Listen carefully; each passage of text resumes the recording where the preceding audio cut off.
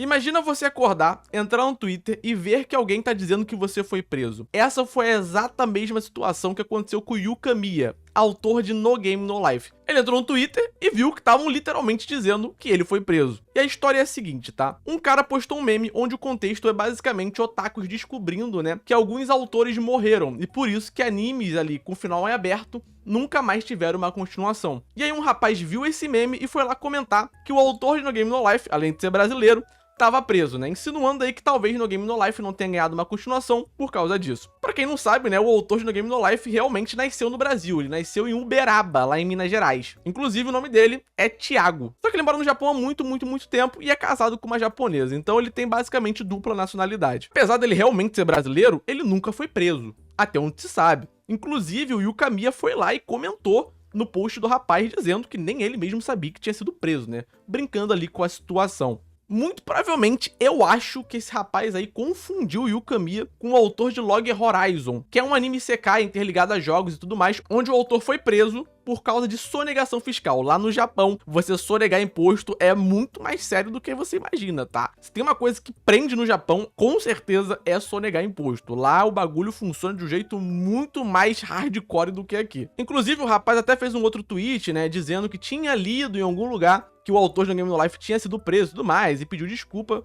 que nem eu falei, eu acho que ele confundiu com o autor de Log Horizon, mas enfim. E o que aconteceu depois disso tudo, né? O Yu Kamiya, né, o autor de No Game No Life, ele fez um tweet dizendo que realmente tinha ficado surpreso, porque ninguém tinha dito até hoje que ele tinha sido preso. E aí ele complementou dizendo que lá no Japão existem vários boatos, né? Pelos autores serem meio que bastante reclusos e tudo mais, sempre surge alguma fofoquinha aqui e ali sobre algum autor talvez ter morrido ou ter sumido e por aí vai. Ele até diz que a mídia às vezes fala coisas que ele na verdade nunca falou, com relação a objetivos e etc. No final das contas, o Kamiya realmente nunca foi preso e ele, de fato, até então, não cometeu nenhum crime. Só que na vida dele existem algumas controvérsias, né? Mais especificamente relacionado a No Game No Life, que é a grande obra dele, né? Ele já fez outras light novels e também já foi até mangaka, mas o grande sucesso da vida dele, com certeza, é No Game No Life, que é aquela história dos dois irmãos que vão para um mundo ali de fantasia relacionado a jogos, né? E aí, conforme eles vão jogando, eles vão ganhando mais autoridade naquele mundo e etc. Se você já assistiu, você deve saber que é uma obra ali que trabalha com alguns temas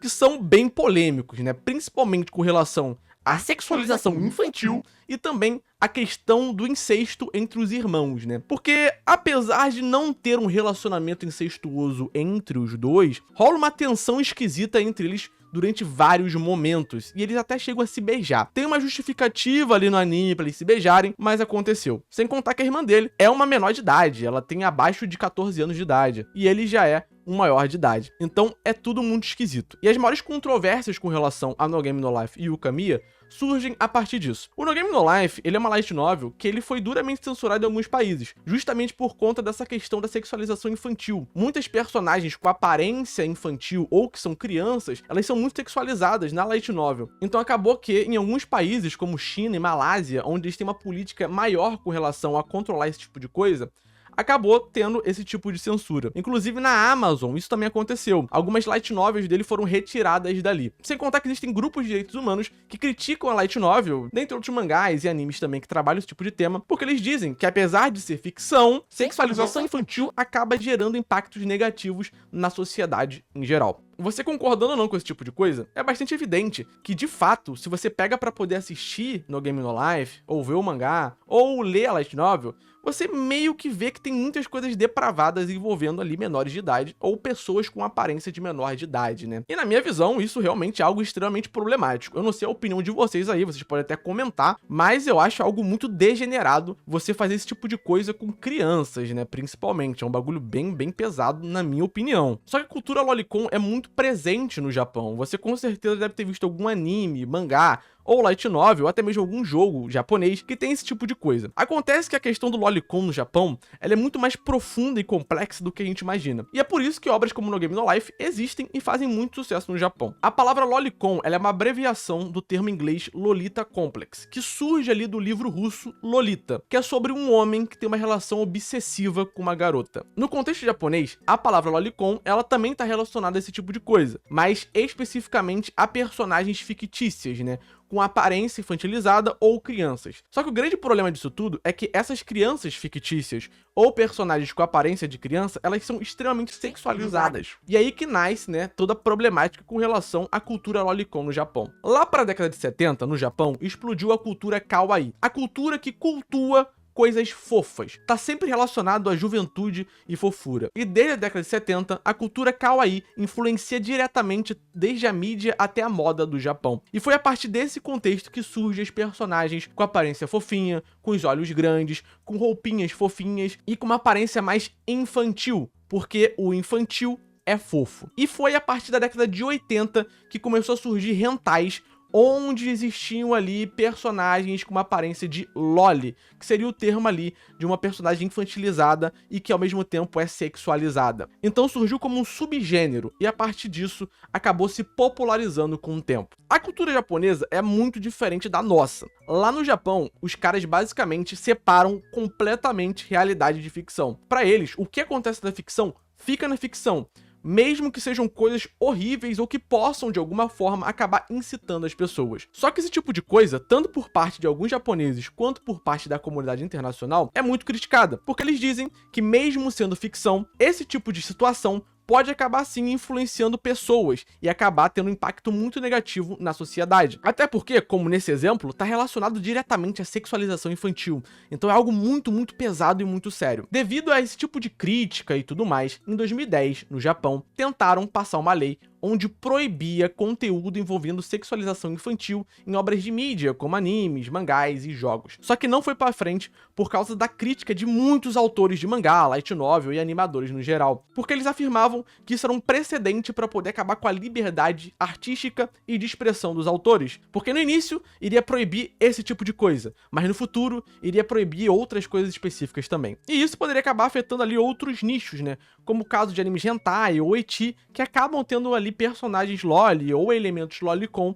nas obras, né, mas que não é o foco principal, né. E isso, no geral, poderia acabar gerando um efeito bola de neve, cortando a liberdade criativa de muitos autores com relação às próprias obras, né. Então esse é um dos argumentos aí muito utilizados na época. Um dos grandes líderes desse movimento foi o Ken Akamatsu, que é o autor de Negima e também de Yuki Holder. Hoje em dia ele é até mesmo político, né, ele briga ali pela liberdade de expressão dos autores japoneses. Ele é um dos deputados lá do Japão. E também, outro argumento bem bizarro, usado aí por alguns mangakás e também escritores de light novel e tudo mais, é que se você proibisse conteúdo lolicon, os homens que são fissurados por esse tipo de coisa e se mantêm satisfeitos consumindo conteúdo lolicon em obras de ficção, iriam pras ruas atrás de crianças reais. A grande verdade é que o lolicon, ele é muito próximo de um pedo, porque é um cara que basicamente sente atração por crianças. Obviamente, o lolicon do Japão sente atração por crianças na ficção, só que ainda assim, não sei se você concorda comigo, é um bagulho muito pesado e esquisito. É um debate muito profundo, obviamente eu trouxe aqui de maneira muito superficial. Eu quis trazer um contexto pra vocês, né, com relação a esse tipo de coisa e explicar por que No Game No Life, né, ele é bastante controverso com relação a esse tipo de coisa.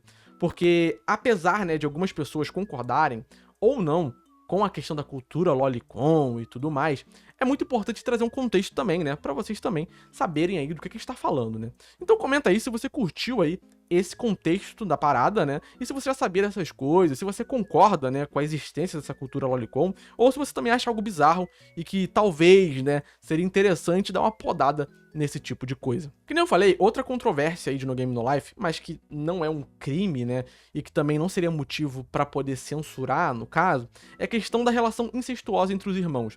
Que nem eu falei, não rola diretamente incesto, mas existem várias situações na light novel onde fica implícito isso. É muito comum você ver num anime, num mangá, numa light novel, esse tipo de situação. Lá no Japão, existe toda uma questão do tabu com relação a você se relacionar com um irmão ou com algum parente próximo. Então, nos animes, mangás, jogos, eles meio que exploram isso ao máximo, porque ao trabalhar um tabu, eles meio que criam uma carga dramática maior para a relação de alguns personagens. E também, obviamente, rola toda uma questão de fetiche, né? E essa questão do fetiche também se encaixa lá na questão da cultura lolicon, tá? Porque realmente existem pessoas que são doentes da cabeça que estão nesse meio. Só que lá no Japão, também tem toda uma questão cultural e histórica com relação a isso, até porque as famílias antigamente, lá no período feudal, né, do Japão, elas meio que tinham que se relacionar entre si, né, primos com primos e por aí vai. Quando numa família, né, a mulher, né, do chefe morria, o chefe geralmente se casava com a filha mais velha para poder manter o sangue da família. Então, relações incestuosas fizeram parte da cultura japonesa e ainda fazem por bastante tempo. Ainda tem famílias ali nobres onde basicamente só pode ter relação entre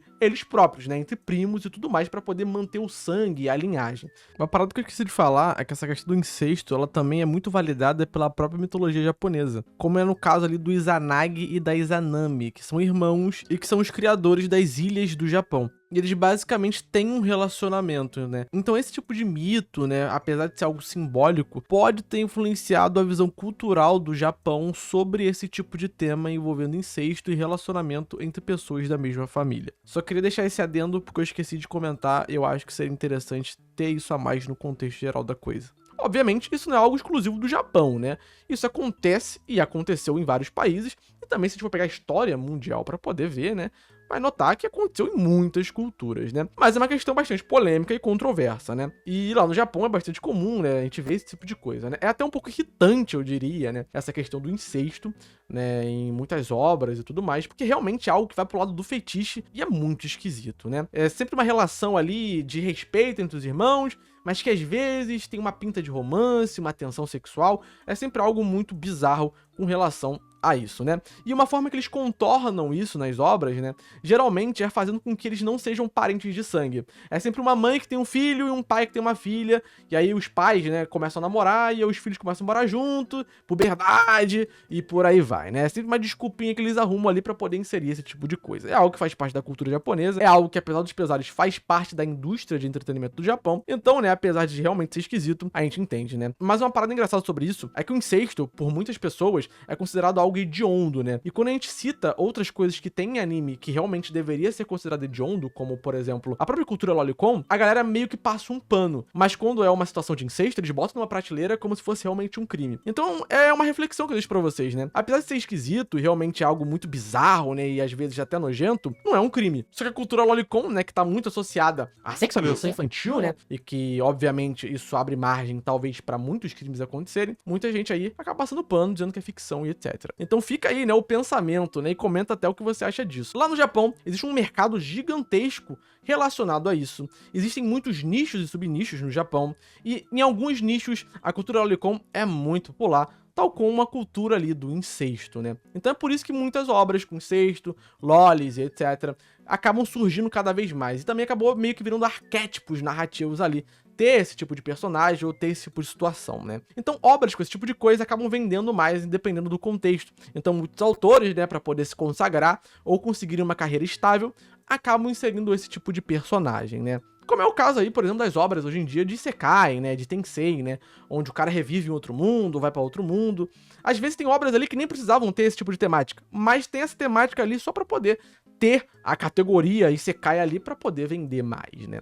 Então, querendo ou não, né, o sistema econômico onde a gente vive, né, baseado no lucro e tudo mais, faz com que algumas coisas acabem tendo bastante destaque, porque gera lucro. Então, mesmo que não seja algo moral ou algo antiético, se gera lucro, então acaba tendo espaço no mercado e na sociedade. E as controvérsias com relação às obras do Yuka Miya não fica só por aí, tá? O Yuka Miya também, lá pra 2015, foi acusado de tracing, né? Que seria o ato ali de você pegar uma ilustração, uma arte de alguém e desenhar por cima, né? Ele foi acusado disso, uma galera ficou meio chateada com ele, etc. E ele nunca conseguiu comprovar que não fez isso. Porque basicamente o que ele diz, né, a forma como ele se defendeu foi muito da defensiva. E ele diz que as pessoas não entendem como funciona o trabalho de um ilustrador, que ele tem todo um processo com a esposa dele, né, que é a mangaka responsável por adaptar a light novel pra mangá de No Game No Life. Então meio que na época ele deu uma carteirada nas pessoas, dizendo que ninguém entendia como funcionava e tudo mais, e ficou por isso mesmo. Mas se você pega ali pra ver, né, o que dizem que ele passou por cima, né, que ele copiou, realmente é bem parecido, as poses e tudo mais. Então realmente é algo ali que na época, lá pra 2015, 2016, fez com que muita gente ficasse chateada com ele. Foi o que acabou afetando a imagem dele. E também tem alguns casos onde ele respondeu fãs de maneira um pouco grosseiras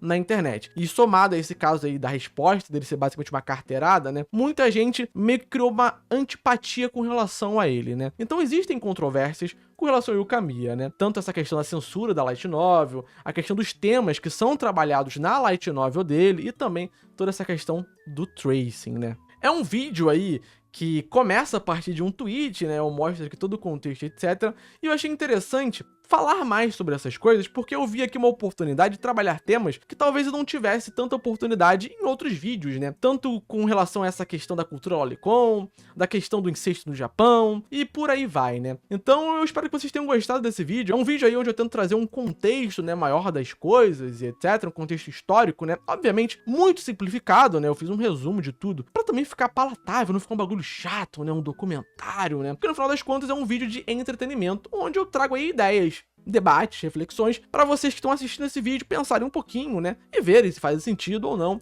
E comentarem aí, né?